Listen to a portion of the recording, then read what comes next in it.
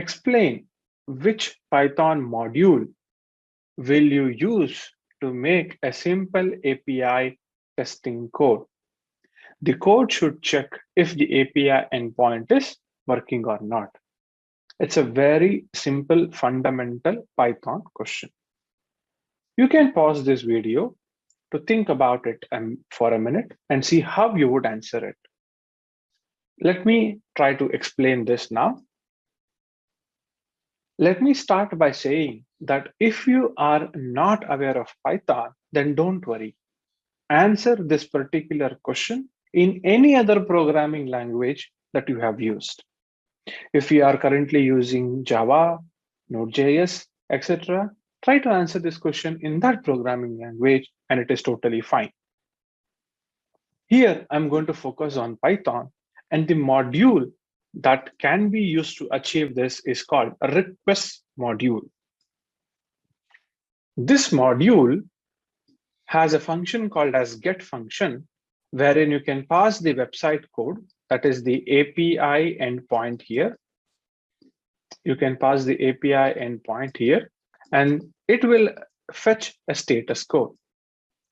This is also called as HTTP status code. And if the HTTP status code is 200, then the API endpoint looks good. And if there is anything else apart from 200, you can say that API is not working. So this is how you can use Python as a scripting format in your DevOps career to write some simple test codes. Okay, so how do you answer this question in the interview then?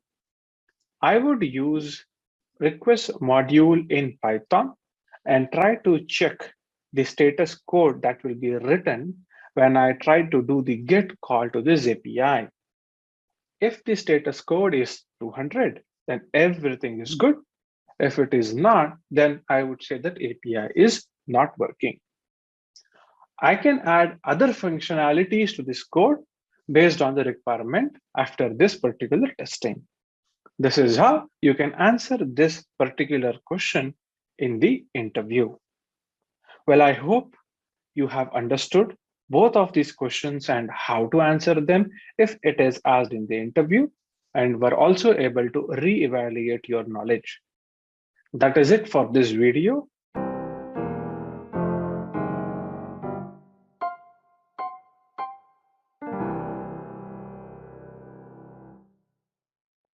Explain in simple terms, what is a package in Python?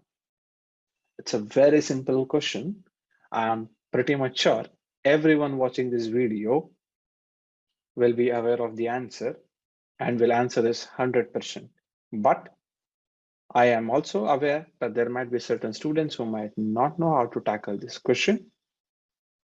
And hence the question is here. You can pause the video and see how you would answer it. But let me go ahead and explain the logic behind what is a Python function and what does it mean and how to answer this question in the interview. The visual representation that I'm sharing already should answer this, right? But let me go ahead and give an example. I believe everyone here has used the OS module in Python, right? OS is a module in Python that helps you interact with operating system. So Python, if Python wants to interact with operating system easily, then you can use the OS module. So what is a module then? Module that we say that we download and that we use is basically nothing but it can have multiple independent module inside it, first of all. And these modules can have multiple functions, okay, which I have shown you here. So an operating system package that I see here, that I have shared here, it's a package, right? So what is a package? And well, that's the question again. So what is a package and how do you handle this particular package? A package is a collection of module. It can have module 1, module 2, module X, not a problem. Each module will have multiple functions, okay? So in OS, we have, OS is a package. In OS, we have multiple modules, okay? And these multiple modules, they will have multiple functions. So package is the first level. If you want to see the hierarchy, package is the first level. Then you have modules, which can have X number of modules. Then we can have functions, which can also be X number of functions. Okay. Now, I believe you can visualize this. So how would you answer this particular question? Let me answer this question with an example. That is what you have to say in the interview. Okay. So in the interview, answer this question with an example. And this is how you should answer it. I would like to answer this particular question by giving an example. As a DevOps engineer, I am aware of a module that I constantly use in Python, that is OS module or OS package. This OS package is present by default in every Python machine, where every machine that has Python installed. And this package has multiple modules. Each module has a particular use case, and every module will further have multiple functions available, which will do certain action. Package is the higher level, and the second level is module, and the third level is functions. This is how I would like to present to anyone and explain anyone what is a module or a package or a function in Python. This is how you can present this particular question in the interview. If you're coming from any programming background already, then I think you can answer much better than this and formulate this answer, add a bit more magic to this answer, and present it far better and add more value to this particular answer for sure. This is how you can present this particular answer in the interview. I hope it was helpful. Thanks a lot for watching the video, and bye-bye. A dev team wishes to go with a NoSQL database. What is this NoSQL database? And do we have something in AWS that can be used as NoSQL database? So let us try to understand from what angle or what perspective the interviewer is asking a question. Usually when a microservice is getting developed, we prefer to use a SQL database for which we have RTS. But what is NoSQL? This is a very general question getting asked. If you have not worked on it or you're not aware of it, you can simply say, I haven't got a chance to work on it. But maybe after this explanation from me, you will get a clear idea of what a NoSQL database is. So let me try to explain what a NoSQL database is and the perspective of the idea of NoSQL database. To begin with, let us consider a NoSQL database and a SQL database maybe. So both of them are databases that we have to agree. Say those store information. Both of them store information. Store information. So the underlying idea or the main goal of the database is to store information. Both of them will do. In SQL, there is a structure that is defined, and the structure is basically valued. In NoSQL, what happens is no structure is defined. No structure is defined. Meaning, if an incoming data basically changes in terms of the input, it can be stored in NoSQL database because there is no structure.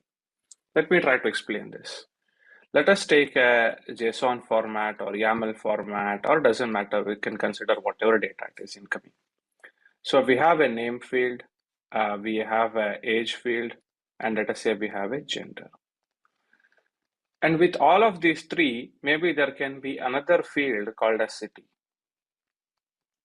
Now what happens is, in NoSQL, if a user passes just these three, it will be stored. If the user passes city as an extra column, it will still be accepted. Because remember, there is no table structure that is defined. Whatever the incoming data is, it will always get stored. And there will be a unique ID, UID, that has to be present.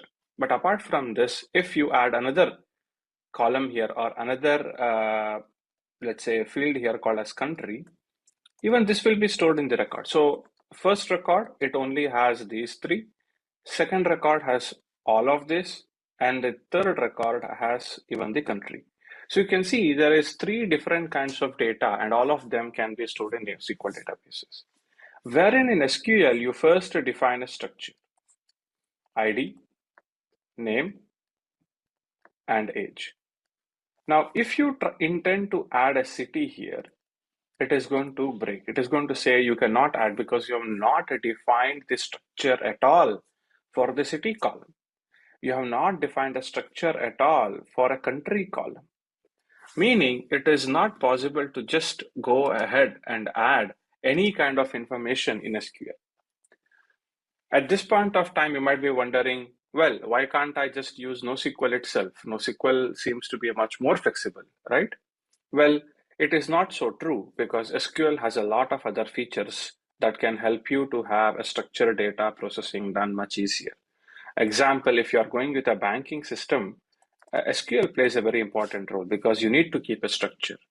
Whereas if you are building an e-commerce website or let's say a feedback website, there can be multiple fields that you might not be expecting. In this case, NoSQL can be helpful. So I believe I explained you the difference between NoSQL and SQL. Now, how to answer this question in the interview? NoSQL basically is an idea in which there is no predefined structure defined before the table creation. So there is no predefined structure present at all, meaning if the incoming data changes, then all of them shall be accepted and be stored in the database. That is the NoSQL database.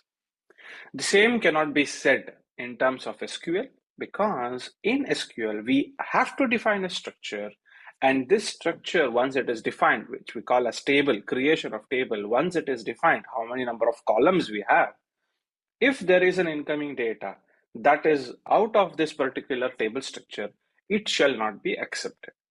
Both of them have their own pros and cons. Hence, it has to be decided based on the application that is getting developed. This is how you can answer this particular question in the interview. The final part of this question is what service in AWS will help you to get a NoSQL database, right? So DynamoDB is a database that is a NoSQL database that can be used. So we can say about DynamoDB. It is also a serverless database. You don't have to maintain anything. Okay, so this should give you a clear picture on this particular question. We have an on-premises Linux server which needs some monitoring enabled. Being a DevOps engineer, only you have access to this server. How would you set up a basic monitoring script on this on-premises server? So here they are trying to see if you can do some scripting. So let us try to understand the question. We have a Linux server which is on-premises. It is not in cloud. And we need to enable monitoring. We can write some Python scripting here. So now many of the students have said me that why should I know Python? So I am just going to give you some inputs here. Scripting is important tool and knowledge for every DevOps engineer, and it is good that you invest some time to learn it. It is not that you will be using the scripting every day, but let us say you need to do some immediate action or automation or testing, then scripting will come into picture. When scripting questions are getting asked in the interview, they will not expect you to immediately come up with an answer. The program doesn't have to run always. It doesn't need to. But if you give them a blueprint, then that is more than enough. But in this particular question answer section, I will be explaining you the script also and tell you what the script does. To begin with, there are a lot of Python modules that can do this, and the Python module that I will be referencing is psutil module. psutil module is a Python module that is present. So this module can help you to monitor any kind of servers. So I am importing this Python module, and then I am using this Python module psutil, which has been imported, and I am passing CPU type. So this will give me what? CPU information, CPU time information. This is going to give me CPU load information, memory. I'm just writing it again, swap memory, disk usage, utilization. And you can see that I'm just printing all of this. I'm using the PS module and the sub modules here to get this information. PS module is available in PyPy package, so you can download it and install it using pip command. So pip install psutil will install this particular module on the Linux server. And once it is installed, you can write the same code that you see on the screen. And when you run it, it is going to give you all the information. So like this, there are many kinds of Python module that is favorable for our DevOps engineering lifestyle, and we should know it. So here I have explained to you what the module is and how to use it. But how do you answer this question in the interview? This is how you can answer this particular question in the interview. Given the information, I am aware that we cannot be using any cloud-related monitoring systems that I'm aware of. Hence, I will be quickly adapting myself into a scripting methodology, and I'm aware that there is a Python module called as psutil module, using which I will be able to get the information of my servers, and I can use it to print server-related information and get all the related information related to monitoring. And later on, I will improve this module maybe to send these metrics to our centralized system. This is how you can answer this particular question in the interview. I hope this information was super helpful. The next question is coming from the domain Tomcat. And the question is, are you supporting any application? If yes, what is the application server you are using? So as a DevOps engineer, your day-to-day work, what is it? It is automation, right? But for whom are you building this automation? For a developer's team or an application development team, etc. Hence, you might be closely associated with such a team and they want to really understand if you are. This question is more focused towards your real-time experience. I would really concentrate on this question a bit if you have not worked in IT at all and you're attempting a DevOps interview. So what is the question? The question is about application server. The question is about application server. Now, please don't confuse this with server in the sense, is it easy to machine? No. Application server is basically in which when you deploy a code, it helps to make sure that the functioning of the web end will work properly. Let's see the answer for this now. The answer for this question is basically we have to first understand what is an application service. Now, if you are supporting a project that is using Java, then you might be using a Tomcat application server or a JBoss or WebLogic, which is a licensed-based application server. If you are using WebLogic, then you are paying a license. If it is Node.js, then it is IIS. If it is Python, then it is Django. Now I believe you are able to understand what application service is all about. Why I have given 3 options here. You might not be familiar with any of these programming languages, or you might not be working with only Java team or etc. Hence I've given different answers here. For this question, I'll focus on Tomcat because it is free, it is easy to understand, and also answer in the interview. Okay, now we have understood what application service is all about, and we have also understood different kinds of application services for different programming languages. So how will I answer this question in the interview? You can answer this question as, currently, I support a team that is developing an application in Java. And they are using Tomcat service for our application server deployment, meaning it is our web end based service for all the application related endpoints. I am also aware that in future, if I have to support different kinds of team where they use Python, Node.js, etc., there are different kinds of application services. And as a DevOps engineer, I am aware of what it is, and I know how to debug such application if required.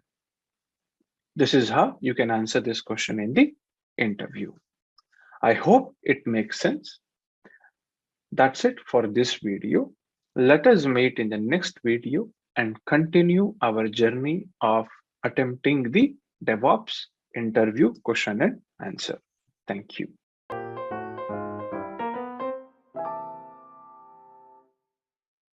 Which build tool are you aware of, and what are the build tools used in your project?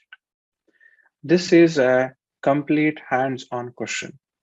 Here, they are directly trying to check if you have worked on any given project and are aware of any of the build tools. Well, you don't need to worry, because if you've taken any kind of DevOps training, they would have explained you what is a build tool and what are the different kinds of build tool. Let us try to understand what are build tool first and what are the different kinds of build tools. Build tools are critical when it comes to packing the application code and shipping it. We can ship just the raw files to the server and clients. Now, if you want to shift it, that is, if you end up sending all the raw files to the server, it will take a lot of time, because you will end up with, let's say you have hundreds of files. Can you do it? That is why I have mentioned we can. So you can do it. Definitely, it's a possibility to send all of these 100 files to your server. But what if you have 100 servers, let us say? You will end up so much time copying all of these files. And just imagine if you have a change in one file, you have to change all of them here in the server. This is not a feasible way. Hence, to achieve this, we use build tools. Now, different programming languages have different build tools. Like in Java, we have Maven and Gradle. For Node.js, you can use npm, which is the package tool. For Python, there is pip and there is PyBuilder. And hence, based on the programming languages that you are aware of and you have used, you can pick any of the build tools that are mentioned here. And this question can also be coupled up with Jenkins question. So if you are answering certain Jenkins question, they might also ask you about the build tools that are used, because there are certain plugins in Jenkins that can be used as a part of the build environment directly. So how do we answer this particular question in the interview? I have worked with multiple different kinds of projects, and my developers team tend to use Java and Node.js. In this case, they use Maven or Gradle for Java and npm package tool for Node.js. In future, if I encounter any development team that uses Python, then I would suggest them to use either pip or PyBuilder package tool for packaging the code. Build tools are very critical, and there are a lot of plugins also available for us which can be implemented as a part of CI/CD in our Jenkins server. This is how you can tackle this particular question if it is asked in the interview.